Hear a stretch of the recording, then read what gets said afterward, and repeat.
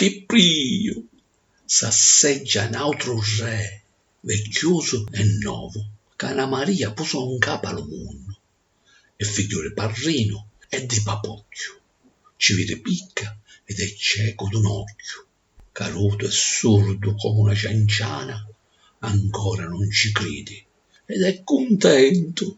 La gente, i fischi e pirita, non sente.